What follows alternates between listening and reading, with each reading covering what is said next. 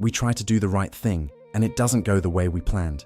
We make decisions with care, with effort, sometimes with real sacrifice, and life moves in a direction we didn't choose and didn't want. We work towards something, and it doesn't come. We try to hold on to what we love, and it slips through our hands anyway. And in that gap between what we intended and what actually happened, the question takes shape. Was there something I could have done differently? Was it my fault? Should I have tried harder? Could I have controlled this? And beneath that question, two things are always present together. The assumption that we should be in control, and the guilt or the frustration that comes when we aren't. This assumption is so deep that most of us have never examined it. It feels like basic common sense. I am the one making my decisions. I am the one who acts. I am responsible for the outcomes of my life. The opposite view, that we don't actually control what happens, sounds passive, irresponsible, like an excuse for not trying. It sounds like defeat before the game has started. But what if the assumption itself is the source of the suffering? What if the real question is not, how do I get better control of my life, but rather, who is the one who thinks they are in control? This is where Ramesh Balsekar spent decades pointing.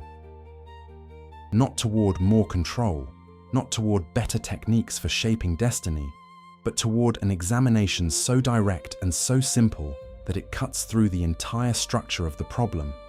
The one who believes they are controlling their life is itself a concept, a mental construction, a story the mind tells about itself, to itself, continuously. And when that is seen clearly, not just understood intellectually, but actually seen, something shifts. Not because life changes, but because the relationship with life changes entirely. We spend so much energy trying to manage outcomes. We plan, we worry, we rehearse conversations before they happen, and replay them afterward. We lie awake, reviewing decisions made and unmade.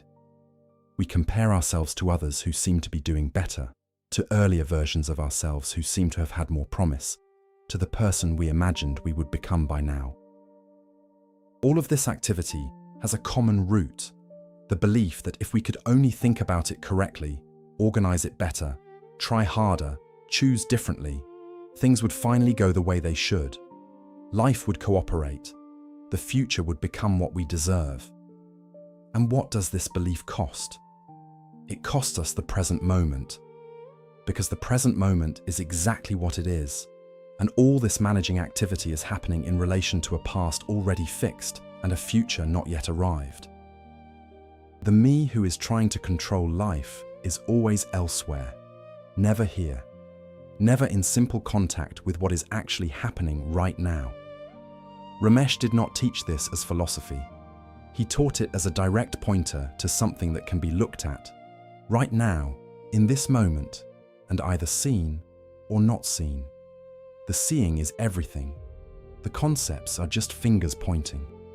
There is something else worth looking at in the way the question of control actually feels. When we believe we are in control, there is a certain tension that comes with it, a vigilance, a sense that at any moment something could go wrong if we stop paying attention, if we relax our grip even slightly. This vigilance is exhausting. It doesn't take a dramatic life event to feel it. It operates at the background level of ordinary days, the monitoring of how we are being perceived, the adjustment of behavior based on anticipated reactions, the ongoing management of image, of outcomes, of impressions. This is what the sense of personal doership actually costs on a daily basis, not just in the moments of crisis when it becomes obvious that control is an illusion, but in the small constant hum of managing, steering, making sure. A life lived under that hum is a life that never quite rests, never quite arrives, because the one who is in charge never feels the job is fully done. What Ramesh pointed to was the possibility of seeing through the one who is managing, not removing that person through some spiritual achievement, not suppressing them through practice or discipline, but simply seeing what they actually are when looked at directly.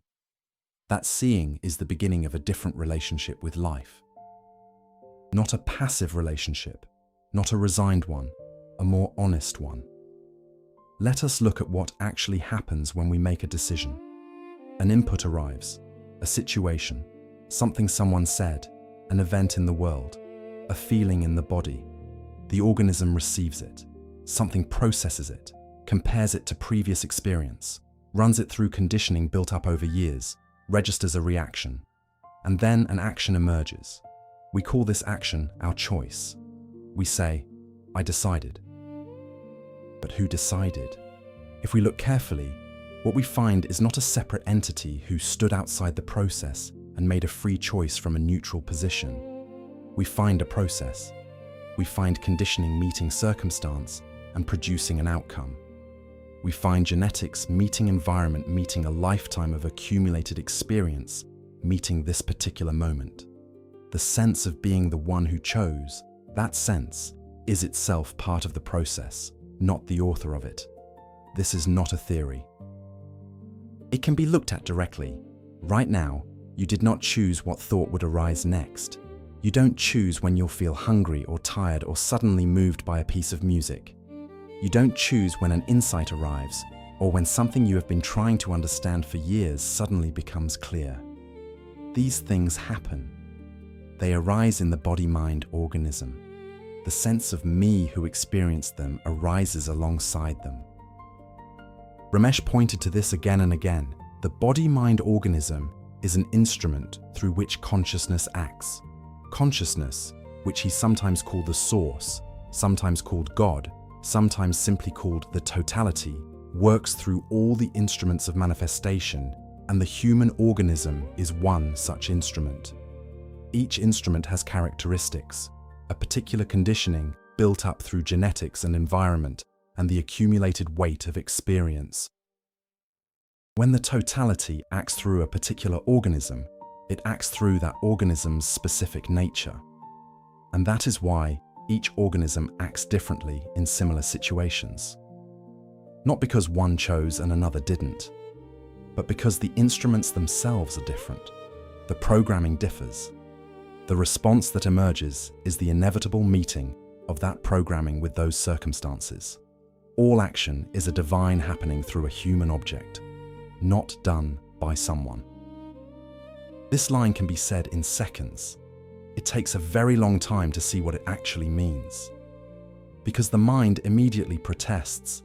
If there is no individual doer, then nothing matters. There's no point in trying. It's all just mechanical. This protest, which feels like a reasonable objection, is itself just more activity of the mind defending its position at the center of the story. What Ramesh pointed to was not that actions don't happen. Actions happen constantly. He himself ate, spoke, responded, moved through the world, taught for decades. The teaching is not that nothing occurs. The teaching is about the nature of the one we believe is causing it all. And this matters enormously in practice. Because when the belief in the individual doer is operating at full strength, every outcome becomes a referendum on the self. Success confirms, I am capable, I deserve good things, I have value. Failure confirms, I am insufficient, I have failed at being the right kind of person. The stakes of every situation become enormous, not because the situation itself demands it, but because the identity depends on the outcome. This is exhausting in a way that goes very deep. It is not the ordinary tiredness of effort. It is the tiredness of a self that never stops needing to prove itself through its results. Ramesh's pointing doesn't remove effort. It removes the identification of the self with the outcome of the effort. The action still happens, fully and completely, but it is no longer burdened with the weight of what it says about who I am. Think of a river. Water flows. The river bends and changes with the terrain. If you ask the river, are you in control of where you flow? The question doesn't quite fit. The river doesn't control its path, and it doesn't not control its path. It flows according to what it is and what the landscape is. There is no separate river consciousness sitting somewhere deciding which way to go. The flowing is the river. The teaching suggests the human organism is something like this. Actions arise from the totality of what the organism is in contact with the totality of this moment. There is no separate entity inside pulling the levers. The sense that there is such an entity, the sense of personal doership, is itself part of what arises, part of what happens through the organism. It is not the author. It is part of the story that is being told. Consciousness is all there is. The organism is an expression of it. The sense of separate doer is a movement within it. The action is a happening through it. And the consciousness that is all of this does not move from outside. It is the inside. There is no separation between the water and the wetness. When this is seen, even partially, something relaxes. Not because we become passive, but because we stop fighting reality on the grounds that it should have been different. That it should have been different means what is should not be. And what is should not be is the source of more suffering than almost anything else. At this point, many people feel resistance. If everything is predetermined, if nothing I do is actually my doing, then I'm just a puppet. And if I'm just a puppet, where is the dignity? The resistance is worth sitting with rather than rushing past. Because it reveals something important about the mind's investment in a particular story of who it is. The mind needs to be the hero of its own narrative. It needs to have chosen, to have acted, to be responsible. The idea of not being the doer feels like a kind of death. And in a sense it is. Ramesh was very direct about this. What is facing death in this understanding is not the person. The person continues to function, to think, to love, to work, to engage with life fully. What faces death is the sense of personal doership, the sense that I, in some absolute sense, am the ultimate author of my actions and therefore deserve credit for the good ones and carry blame for the bad ones. That particular identity, the I who is responsible for everything, is what the understanding dissolves. And that dissolution, he said, is liberation. Not the liberation of disappearing or becoming blank or withdrawing from life. The liberation of putting down a burden that was never ours to carry. It is worth pausing here on what the teaching does and does not say about free will, because this is where many people either dismiss the whole thing or hold it so tightly that it becomes another concept blocking the seeing it was meant to invite. Ramesh was not saying, sit back, do nothing. It is all predetermined, so your choices don't matter. He was not encouraging fatalism in the ordinary sense, where the person resigns from engagement with life because they have concluded that outcomes are beyond their influence. That would be another movement of the ego, choosing passivity as a position. The teaching is not addressed to the level of whether to act or not act. It is addressed to a more fundamental level. Who is the one claiming to be the author of the action? The action happens either way. The organism responds to circumstances either way. The difference the understanding makes is not in the action itself, but in the relationship to it. The claiming stops. The self-congratulation and the self-blame stop. What remains is the action, clean, without the weight of what it means about the self who performed it. The question of destiny is subtle. Ramesh did not say that the future is laid out like a fixed script and nothing can be done. He pointed to something more precise. From the perspective of the totality, what will be, will be. From the perspective of the individual organism, life is lived with full engagement, full effort, full response to each situation as it arises. These two perspectives do not contradict each other. They operate at different levels of the same reality. Consider a chess piece on a board. From the perspective of the piece, everything is immediate. The square it occupies, the moves available, the pressure of the game as it unfolds. It responds fully to what is in front of it. From the perspective of the player, the whole board is visible, and the trajectory of the game is more apparent. Neither perspective cancels the other. Both are real at their respective level.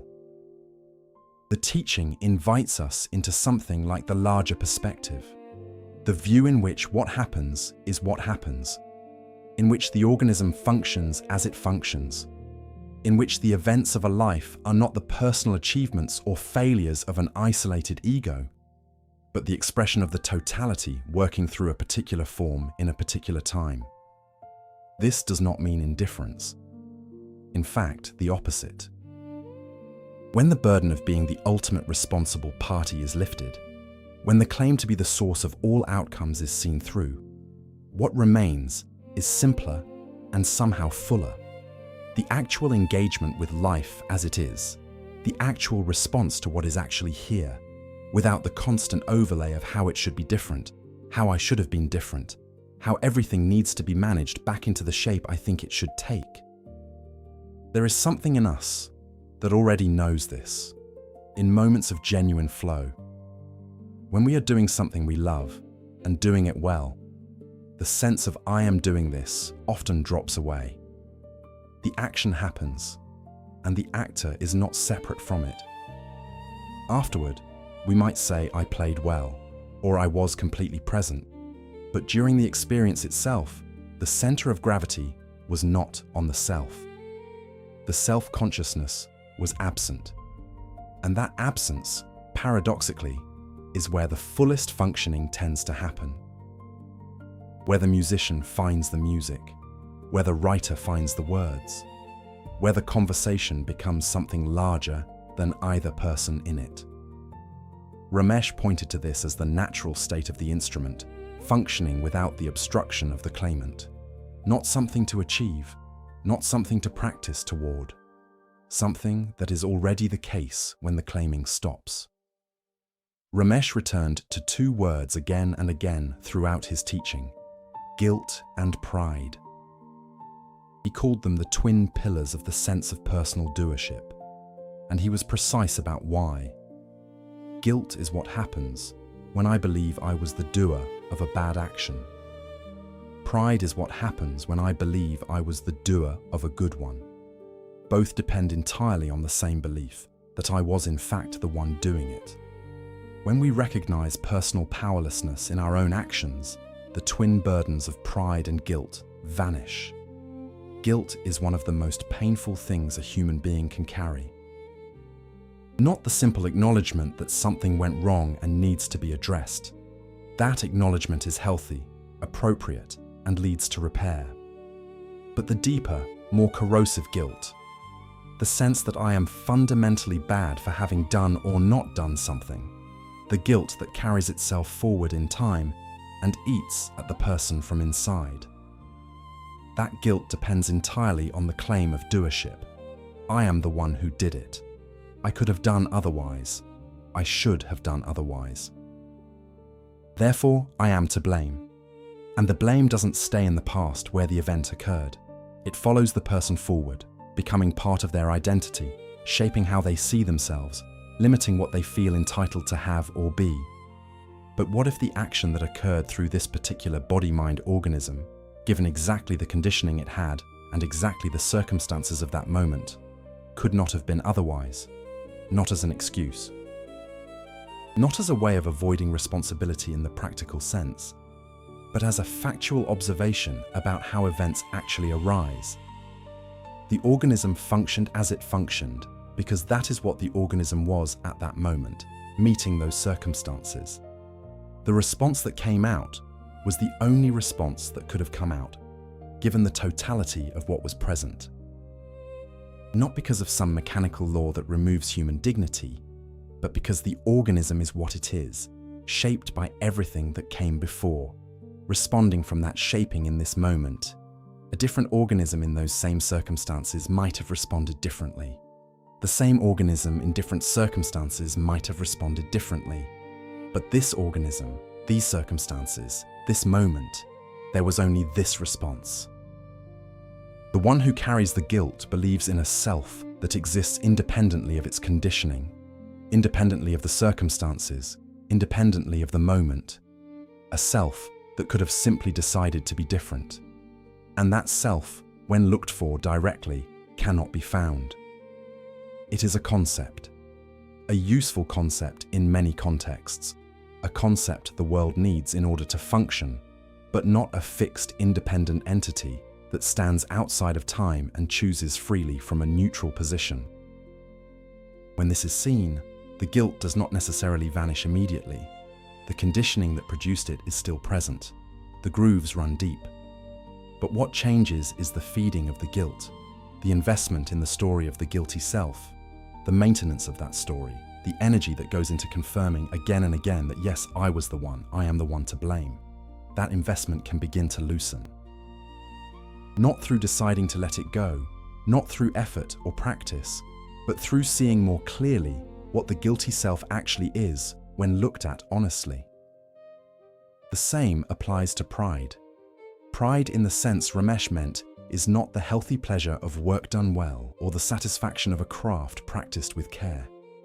That kind of satisfaction is natural, appropriate, part of the richness of a life. Pride as a spiritual obstruction is the claim. I produced this. My will, my capacity, my specialness is the source of this achievement. This pride creates separation, creates comparison, creates the fear of losing what was achieved, creates the fragility of the identity built on it. And it depends entirely on the same belief that guilt depends on, that there is an independent doer who is the cause. When the sense of being the doer relaxes, what remains is not a diminished life. What remains is the action itself, the engagement itself, the love itself, without the constant self-referencing that evaluates every experience in terms of what it says about me. The river flows, the music plays, the work gets done, and the one who would have claimed it as their own is no longer in the way of it happening fully. Something else opens up when the grip on doership loosens. The relationship with the body changes. When we are heavily identified with being the doer, the body becomes a kind of tool, a vehicle for achieving the outcomes we want, something to be managed and optimized and blamed when it doesn't perform as expected. But the body is not a tool. It is the organism itself. It is the instrument through which consciousness expresses in this form. When that is felt rather than just thought, there is a different quality of inhabiting it. Not the anxious management of a machine, but the simpler fact of being a living thing, breathing, sensing, present in this particular shape. There is also this: when we stop claiming authorship of our good actions, we also stop needing others to have been the sole authors of their bad ones. The same understanding that loosens guilt also loosens resentment. If the other person's harmful action arose from the totality of their conditioning meeting the circumstances of that moment, the way mine did, then the resentment that holds them personally and ultimately responsible begins to have less grip. Not forgiveness as a moral achievement. Something more fundamental, the seeing that the other person was also an instrument, also programmed, also responding from what they were in that moment. This does not mean accepting harmful behavior or removing the consequences of actions from the world. Consequences exist. Repair matters. Justice matters. The practical level of life continues with its necessary structures. What changes is the emotional charge, the contaminating quality of hatred and resentment that makes the one who carries it suffer at least as much as the one they are resenting. Understanding, in Ramesh's teaching, is not an intellectual achievement. It is something that either happens or it doesn't. It cannot be forced. The mind can circle the idea endlessly, can agree with every proposition, can nod at every pointer. But the actual shift in perspective, the actual relaxation of the sense of doership, is not something the mind produces through effort. It is something that happens to the mind, or through it, when the totality determines that it should. This itself is part of the teaching. Even the understanding, when it comes, is not something the person achieved. It is something that happened through the organism that was ready for it. Even the seeking was not ultimately the seeker's doing. Everything, including the spiritual search, including the moment of seeing through the search, is part of the functioning of the totality through its instruments. This might sound circular, but Ramesh offered it as a release. Not a philosophical game, but a practical release from the constant effort to get somewhere that is not here, to become someone who is not already what we are. The seeking that comes from a felt lack, the seeking that tries to acquire what seems missing, that seeking is itself part of the sense of doership. What is already the case does not need to be achieved. Self-realization is effortless. What you are trying to find is what you already are. The peace that Ramesh pointed to is not the peace of everything going well. It is not the peace of having solved all the problems or achieved the right circumstances. It is the peace of no longer being in opposition to what is, of no longer spending constant energy maintaining the position that this moment should be different from what it is, that I should be different from what I am, that life should have gone otherwise than it went. This is sometimes misunderstood as passivity. But passivity is still a position, still a stance, still the ego choosing not to act. What Ramesh pointed to is something beyond both activity and passivity, the natural functioning of the organism in accordance with its nature, without the overlay of a claimant who needs the outcome to validate them. People who spend time with this teaching sometimes report something unexpected, not a loss of engagement, but a deepening of it. Not a becoming cold or distant from life, but a more direct contact with it. Because the buffer of constant self-monitoring begins to thin, the perpetual evaluation of how things are going relative to how they should be going, the management of impression on oneself and others, all of that takes up space. And without it, or with less of it, what is here becomes more immediate, more vivid, more simply present. When we stop fighting what is, we don't become numb, we become more available to it. The grief of loss is felt more cleanly when there is no simultaneous insistence that the loss shouldn't have happened. The joy of what is beautiful is more direct when there is no self-conscious monitoring of the experience. Life becomes less managed and more lived. Ramesh often spoke of the phrase, "Thy will be done," not as a religious formula, but as a description of natural understanding. When it is seen that what happens is the totality functioning through all its instruments, including this particular body-mind, the appropriate relationship with that functioning is not resistance, but recognition. Not a resigned, defeated recognition. A clear-eyed one. This is what is. And what is what was going to be. The question we started with, can we control our destiny, points in one direction. The answer the teaching offers does not point back with a simple yes or a simple no. It asks us to look at who is asking, to find the one who feels they should be in control, who suffers when they aren't, who carries pride when they appear to be, and carries guilt when they fail to be. To look for that one, not with the hope of improving it, but with the genuine curiosity of wanting to see what is actually there. And what is found when that looking happens honestly is not nothing. Life is present. Awareness is present. Responses arise, actions occur, love happens, work gets done. What is not found is the independent, isolated, absolutely responsible author that the sense of doership claims to be. That one cannot be found, because it was never there in the way we imagined. What remains when the looking is honest is this: the functioning, the life of the organism proceeding as it proceeds, the totality working through the particular form that we are. And in that recognition, if it comes, something settles. Not because the external circumstances are better, but because the opposition is over. Because what was fighting was part of the dream, and the relaxing of that fight is not a loss, but a return to what was always already the case. Ramesh spoke about what he called the natural state, the state of the organism functioning without the constant interference of the sense of doership. He was careful to say that this natural state is not a spectacular achievement, not a dramatic enlightenment experience, not a permanent altered state of bliss. It is simpler and, in a way, more ordinary than any of that. It is simply the life of the organism flowing naturally, the responses arising naturally, the engagement with each moment happening without the heavy overlay of a self that needs things to go a particular way. In that natural state, the relationship with uncertainty changes. Ordinarily, uncertainty is threatening. If I don't know what will happen, I might not be able to control it. And if I can't control it, something bad might happen, and it will be my fault. This chain runs very fast and very automatically. But when the sense of doership loosens, uncertainty is not the same threat. What happens will happen through the organism as it happens. The not knowing is simply the nature of the moment before it unfolds. There is no self that needs to have predicted it correctly in order to remain valid.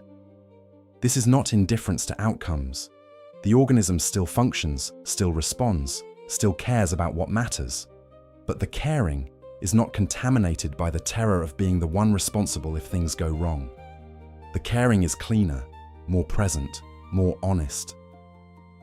The difference between a person who is invested in controlling the outcome and a person who is simply responding to what is here is not a difference in the level of their engagement.